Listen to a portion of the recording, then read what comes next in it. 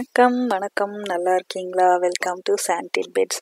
இன்றைக்கி நம்ம பார்க்க போகிறது என்னன்னு பார்த்தீங்கன்னா, ஒயிட்டிங் ரேஞ்ச் வைல்டர்னஸ் பார்க்கோட பார்ட் 1 நான் ஏற்கனவே போட்டிருக்கேன். பார்க்காதவங்க லிங்க் டிஸ்கிரிப்ஷனில் இருக்குங்க, பார்த்துக்குங்க. ஸோ பார்ட் 1 பார்த்தீங்கன்னா நம்ம ஒரு 3 கிலோமீட்டர் கிட்ட நடந்தோம் பேக் அண்ட் ஃபோர்த். இப்போ பார்ட் 2 பார்த்தீங்கன்னா இன்னும் ஒரு 3 கிலோமீட்டர் நடந்து போய் ஒரு முக்கியமான ஒரு இதை பார்க்க போகிறோம். ஸோ வழியில் நிறைய விஷயங்கள், இன்ட்ரெஸ்டிங்கான விஷயங்கள் பார்த்தோம். பார்த்தீங்கன்னா நீங்கள் இந்த மரம் பாருங்கள் எப்படி நிற்கிது. இதுதான் சர்வைவல்னு சொல்கிறது. எங்கேயோ ஒரு இடத்துல எப்படியோ நிற்கிது, வேரெல்லாம் வெளியில் தெரியுது. இது மாதிரி கொஞ்சம் தூரம் நடந்துகிட்டே இருந்தோம்.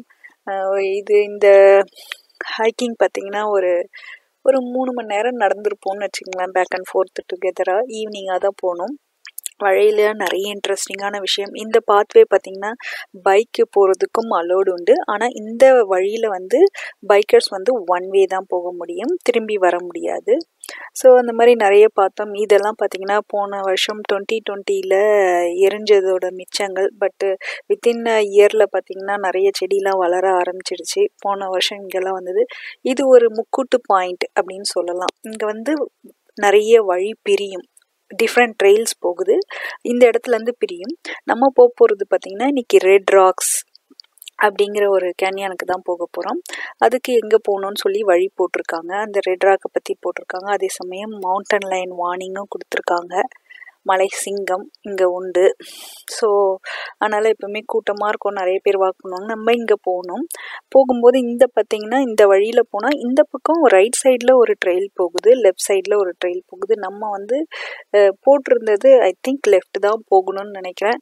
ஸோ அங்கே பார்த்திங்கன்னா போர்டெல்லாம் வச்சுருக்காங்க, எந்த பக்கம் ட்ரெயில் போகணும் அப்படி சொல்லிட்டு. நமக்கு ஒரே கன்ஃபியூஷன். ஆனால் அங்கே பார்த்திங்கன்னா 2 பாதை இருந்துச்சு லெஃப்ட் சைட்லேயே.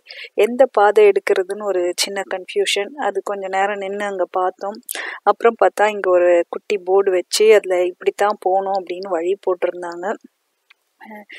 ஸோ அதில் இங்கே என்ன மாதிரி அனிமல்ஸ்லாம் இருக்குது அப்படிங்கிறதையும் போட்டிருந்தாங்க. ஆனால் இது வரைக்கும் நாங்கள் பார்த்ததில்லை, எத்தனையோ தடவை இந்த பக்கம் வந்திருக்கோம். ஸோ இந்த பாதை பார்த்திங்கன்னா இவ்வளோ நேரம் மண் ரோடாகவே இருந்தது. ஆனால் இப்போ வரும்போது பார்த்திங்கன்னா ஒரே கல் முள், பாதையும் ரொம்ப குறுக்கலாக இருந்துச்சு. இந்த இடத்துல நமக்கு பைக் அலோடு கிடையாது. நான் சொல்ல மறந்துட்டேன், அந்த போர்ட்லேருந்து இந்த ரெட் ராக் போகிறதுக்கு ஒரு 45 நிமிஷம் ஆகும் அப்படின்னு சொல்லியிருந்தாங்க. ஸோ இந்த 45 நிமிஷத்தை நான் உங்களுக்கு ஒரு 5 நிமிஷத்தில் சுருக்கி காமிக்க ட்ரை பண்ணுறேன். இந்த பாதையிலையும் நிறைய அந்த பார்ட் 1 பார்த்த மாதிரி பறவைகள் சத்தம் அதெல்லாம் இருந்துச்சு. இந்த பாதையை பார்க்கும்போது இந்த பாட்டும் ஞாபகம் வந்தது.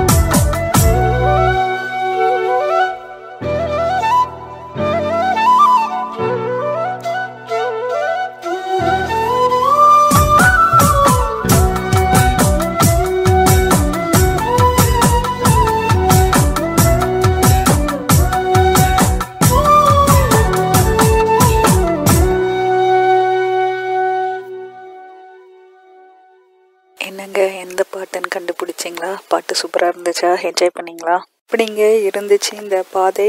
இந்த மஞ்சள் பூக்களுக்கு நடுவில் நடந்து வர்றதே ரொம்பவே சூப்பராக இருந்துச்சு. இப்போ பார்த்திங்கன்னா இதை கிட்ட வந்துட்டோம். ஸோ அந்த ரெட் ராக்ஸை பற்றி இன்ஃபர்மேஷன் கொடுத்துருக்காங்க. ஒரு சின்ன ஹிஸ்ட்ரி ட்ரிவியா கொஷினாக இருந்துச்சு. இங்கே வாழ்ந்த ட்ரைப்ஸோட பேர் பார்த்திங்கன்னா ஆஷுமன் அப்படின்னு சொல்லுவாங்க. இந்த ரெட் ராக்கு எப்போ ஃபார்ம் ஆச்சு அப்படின்னு பார்த்துருந்திங்கன்னா இது உருவாகி ஒரு 20 to 40 மில்லியன் இயர்ஸ் ஆகுது. எப்படி ஆகுது அப்படிங்கிறத டிஸ்கிரிப்ஷனை கொடுத்துருக்காங்க. இது டிஃப்ரெண்ட் டைப்ஸ் ஆஃப் அந்த சாயில்ஸ்லாம் இருக்கு. வண்டர், மண், கல், சேர். ஸோ இதெல்லாம் கல் ஆகி ஆகி விண்டு, எர்த்குவேக்கெலாம் மாற்றி மாற்றி தான் இதை இந்த நிலைமைக்கு கொண்டு வந்திருக்கு அப்படிங்கிறது, எப்படி உருவாச்சுன்னு ஒரு சின்ன டிஸ்கிரிப்ஷன் கொடுத்துருந்தாங்க. இந்த பாதை போக போக பார்த்திங்கன்னா ரொம்பவே குறுகி ரொம்ப கரடு முரடாகவே இருந்துச்சு. இந்த சைட்லலாம் பார்த்திங்கன்னா தண்ணி போகிற பாதையும் இருந்தது. ஒரே கன்ஃபியூஷன், இந்த பாதை எடுக்கிறதா அந்த பாதை எடுக்கிறதா அப்படின்னு ஒரு சின்ன கன்ஃபியூஷன்.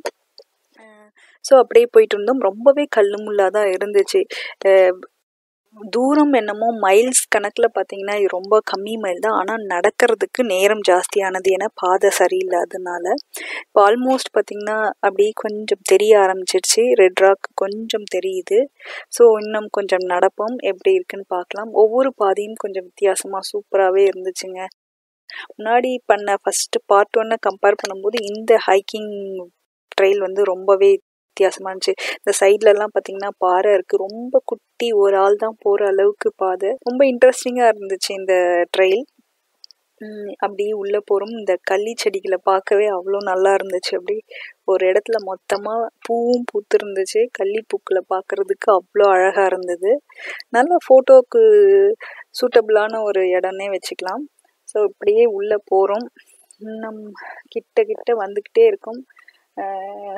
என்ன ஒரு சின்ன ஒரு எதிர்பார்ப்பும் இருக்குது. இவ்வளோ கஷ்டப்பட்டு வந்திருக்கோம், ரெட் ராக் எப்படி இருக்க போதோ அப்படிங்கிற ஒரு சின்ன ஒரு மனசுக்குள்ள ஒரு சந்தேகமும் இருக்குது.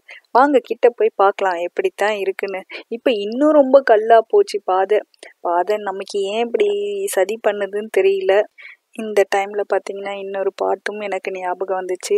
காட்டு வழி போகிற பொண்ணி கவலைப்படாதே, காட்டுப்புலி வழி மறிக்கும் கலங்கி நிற்காதே, சங்கர் மாமா பேரை சொல்லு புலி ஒதுங்கும் பாரு.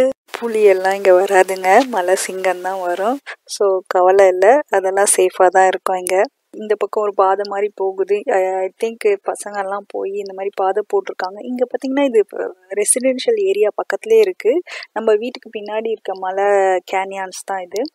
நிறைய பசங்கள்லாம் இங்கே வருவாங்க. ஸோ பார்த்திங்கன்னா நிறைய ஹைக்கிங் போவாங்க இங்கே.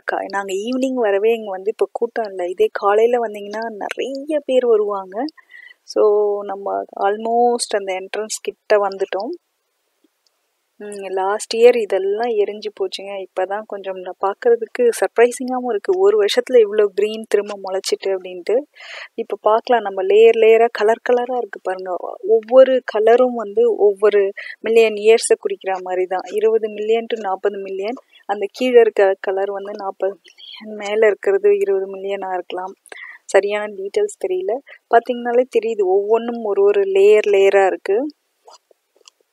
சூப்பராக இருக்குங்க. செம்ம ஃபோட்டோ ஷூட்டுக்கான இடம் இது. சூப்பராக இருக்குது. இப்படி ஒரு சுற்றி ஒரு 360 வியூவை போடுவோம்.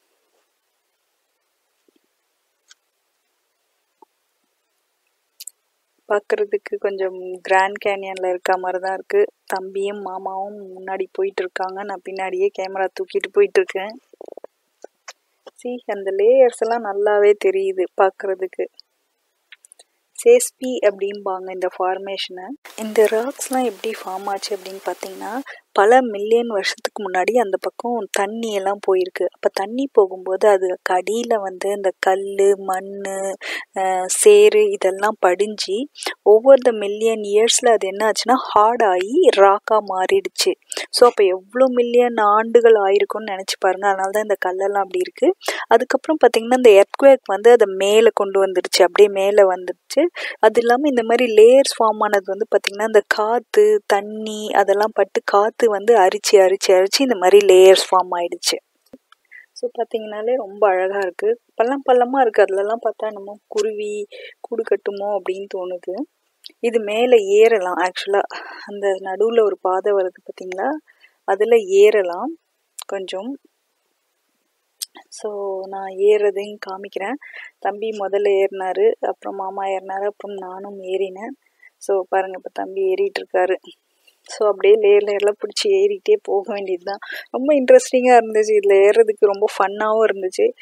அவர் குச்சி இல்லாமல் ஏறினார், நமக்கு குச்சி இல்லாமல் ஏற முடியாது. ஏன்னா நமக்கு கொஞ்சம் வழுக்கும். அதனால ஆல்வேஸ் குச்சியோடு தான் நாங்கள் ஹைக்கிங்க்கு வருவோம். குச்சியோட இன்னொரு யூஸும் இருக்குது. என்னென்னா, அந்த மவுண்டன் லயன்ஸ்லாம் வரும்போது நம்ம கையில் ஒரு குச்சி, அந்த குச்சி வந்து இரும்பு குச்சி, ஃபோல்டபுள் குச்சி, ட்ரெக்கிங் கியர் அது. ஸோ அது இல்லாமல் நாங்கள் ட்ரெக்கிங் போகிறதில்ல. இட்ஸ் சேஃப்டி பர்பஸ்க்காக மட்டும் இல்லை, வேறு யாராவது வாழாடினா குச்சி வச்சு சும்மா புளிர்னு ஒன்று வைக்கலாம். மேலே ஏறிட்டார் தம்பி, அவரது ஏறி இப்போ அந்த வழியாக இறங்கிட்டார். அது ஏறி பார்த்திங்கன்னா அது ஒரு பள்ளமாகவே ஆயிடுச்சு, ஒரு பாத்வே மாதிரி ஆகிப்போச்சு. ஓரளவுக்கு தான் ஏறினோம்னா அந்த பக்கம் இன்னும் நிறைய பெரிய கேனியான்ஸ் இருக்குது. பட் அந்த அளவுக்கு போகிறதுக்கு நமக்கு ப்ராப்பர் கியர் இல்லாமல் ஈவினிங் சன்செட்டுக்கு அப்புறம் போகிறது சரியில்லை அப்படின்ட்டு இப்போ நாங்களும் ஏறிட்டோம். மேலே நின்று ஒரு ஃபோட்டோ ஒன்று பிடிச்சி போட்டோம். ஸோ மெமரி வேணும் இல்லையா. அப்புறம் ஒரு ஃபோட்டோ எடுத்துட்டு கீழே இறங்கி வந்தோம். ஸோ கொஞ்சம் அவங்க 2 பேரும் கடகடன்னு இறங்கிட்டாங்க. எனக்கு கொஞ்சம் ஸ்கிட் ஆன மாதிரி இருந்தது. ஸோ கொஞ்சம் நான் பிடிச்சி மெதுவாக தான் இறங்கி வந்தேன். பட் இட் வாஸ் ஃபன், நல்லாவே இருந்துச்சு. ஒரு குவைட் அ குட் அட்வென்ச்சர் அப்படின்னு. இந்த மலையோட பார்க்குறதுக்கே ஒரு மாதிரி டிஃப்ரெண்ட்டாக இருந்துச்சு. கலரே பார்த்திங்கன்னா அந்த சன்லைட்டில் பிரைட் கலர், இந்த ரெட்டுக்கும் அந்த ரெட்டுக்கும் செம வித்தியாசம். ஐ திங்க் எவ்வளோ மில்லியன்ஸ் ஆக இந்த கலர் வரும்னு நினைக்கிறேன். ஸோ வித்தியாசம் ஒவ்வொரு இயரை குறிக்கும்னு நினைக்கிறேன். நம்ம டீட்டெயில்டாக அந்த மண்ணை பற்றி கல்லை பற்றி படிக்கிறவங்களுக்கு தெரியும்னு நினைக்கிறேன். ஸோ கீழெல்லாம் பாருங்கள் கல்லாக இருக்குது. ஆக்சுவலாக எனக்கு நடக்கும்போது அப்படி தான் பயமாக இருந்துச்சு. இது என்ன மண்ணாக இருக்குது, காலை வச்சா சரியுமோ அப்படிங்கிற மாதிரி தான் இருக்குது. ஆனால் சரியில்லை, ரொம்ப ஸ்ட்ராங்காக இருந்துச்சு. ஆனால் அதுலேருந்து குட்டி குட்டியாக மண் வருது, பட் ரொம்பவே ஸ்ட்ராங்காக இருந்தது. இது ஒரு ஃப்ரெண்டு கிட்ட ஒரு ட்ரோனோட வியூ ஒன்று பாரோ பண்ணி உங்களுக்கு காமிச்சிருக்கேன். இப்படி தான் அவர் ட்ரோன் மேலே பறக்க விட்டார், ஒரு நெய்பர் ஒருத்தர். ஸோ மேலே பாருங்கள் ஃபுல்லாக எவ்வளோ பெரிய கேனியன். இங்கெல்லாம் ஃபுல்லாக நம்மளால் போக முடியாது, நம்ம ஒரு லெவலில் தான் போய் பார்த்தோம். ஸோ சூப்பராக இருக்குது மேலே போய் பார்க்குறதுக்கு. அவ்வளோதான், ப்ரெட்டி மச். இது ஒரு பெரிய கிராண்ட் கேனியனோட கம்பேர் பண்ணும்போது இது மைக்ரோ கிராண்ட் கேனியன் தான் சொல்லணும். மினி கிராண்ட் கேனியன் கூட சொல்ல முடியாது. கிராண்ட் கேனியன் இதை விட 100 இல்லைங்க 1000 மடங்கு பெருசு. இது ஒரு மைக்ரோ கிராண்ட் கேனியன் சொல்லலாம். ரெட் ராக் கேனியன்ஸ்னு சொல்லுவாங்க. இந்த ஊரில் இந்த மாதிரி ஃபார்மேஷன் ஜாஸ்தியாக இருக்குது ஒவ்வொரு ஸ்டேட்லேயும். ஸோ முடிச்சுட்டு நாங்கள் திரும்பி இறங்க ஆரம்பிச்சிட்டோம். இறங்கி போவோம். இதுக்குள்ளே ஈவினிங் ஆகிட்டு ஸோ பாத்துல திரும்ப வந்தோம். இதெல்லாம் பாருங்கள், எல்லாம் எரிஞ்சு போனது, பிளாக்காக இருக்கிறதுலாம். ஒரு முயல்குட்டி நல்லா புசுன்னு இருக்காரு. சூப்பராக அவரையும் அப்படியே குவைட்டாக போய் அவரை சத்தம் போடாமல் பக்கத்தில் இருந்து பார்த்தோம். அவர் சத்தம் கேட்டவொடனே கொடுக்குறதுன்னு ஓடிட்டாரு. இந்த பூக்களை பார்க்குறதுக்கு இந்த மாதிரி நிறைய பூக்கள் இருந்துச்சு. பட் இந்த பூ எனக்கு ரொம்பவே அட்ராக்டிவாக இருந்துச்சு. ஒரு எரிஞ்சு போனதில் முளைச்சி இந்த ப்ளூ கலரில் அழகாக பூத்துருந்தது. பார்க்கவே ரொம்ப அழகாக இருந்தது இந்த இடம். ஒவ்வொரு ஏரியாவும் கொஞ்சம் நடக்க வித்தியாசமாக இருந்துச்சு இந்த ட்ரெயில்.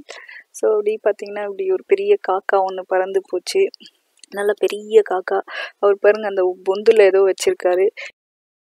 இந்த ட்ரீயை பார்க்குறதுக்கும் கொஞ்சம் இந்த ஹாரர் படத்துலலாம் வர மாதிரி இருந்தது கொஞ்சம். இந்த முயல் குட்டி, இவரை பற்றி சொல்லியே ஆகணும். இந்த முசக்குட்டி இருக்கார்ல குட்டி, அவர் இந்த ரோட்ல உட்காந்துருந்தார். கொஞ்சம் கூட பயமே இல்லை. இளம் கன்று பயமறியாதுன்னு சொல்லுவாங்களே, அந்த மாதிரி தான். ரோட்ல எல்லாரும் போவாங்க, பயமே இல்லாமல் ரோட்ல உட்காந்துருக்காரு. பயமே இல்லைங்க அவருக்கு. நானும் கிட்ட போகிறேன், பயப்படாமல் அவர் பாட்டு உட்காந்துட்டு இருக்காரு. என்னதான் அப்படி என்னடா பண்ற அப்படின்னு பார்த்தா, அவர் கீழே இருக்க அந்த செடியை யாரோ பிரித்து போட்டிருக்காங்க.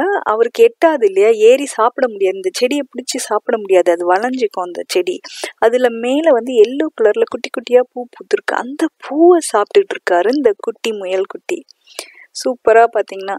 சரி, நம்மளும் அவருக்கு பாருங்கள் அந்த குட்டியை அழகாக சாப்பிட்றாரு அந்த பூவை. சரி, நம்மளால முடிஞ்சது அப்படி சொல்லிட்டு நம்மளும் ஒரு 2-3 செடியை பறித்து அவருக்கு போட்டுட்டு வந்தோம், சாப்பிடுங்க அப்படி சொல்லிட்டு. அப்படி இங்கே வரும்போது பார்த்தா இங்கே என்னன்னு தெரியலங்க, இவ்வளோ காக்கா கத்திக்கிட்டு இருக்கு.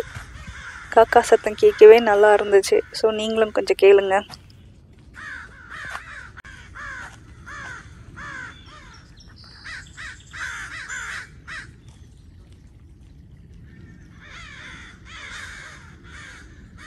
எப்படிங்க இருந்துச்சு எங்கள் ஊர் மைக்ரோ மினி கிராண்ட் கேனியன்? தமிழில் சொல்லணும்னா சிவப்பு பாறை பள்ளத்தாக்கு. ஹோப்ஃபுல்லி உங்களுக்கும் இது பிடிச்சிருக்கும்னு நினைக்கிறேன். உங்களுக்கு பிடிச்சிருந்துச்சுன்னா லைக் பண்ணுங்கள், ஷேர் பண்ணுங்கள், சப்ஸ்கிரைப் பண்ணாட்டி மறக்காமல் சப்ஸ்கிரைப் பண்ண அழுத்தி விட்டுட்டு போங்க. அடுத்த வீடியோவில் இதே மாதிரி ஒரு இன்ட்ரெஸ்டிங்கான திங்கோடு உங்களை வந்து சந்திக்கும் வரை உங்களிடமிருந்து விடைபெறுவது சாண்டிட் பிட்ஸ். நன்றி, பாய்.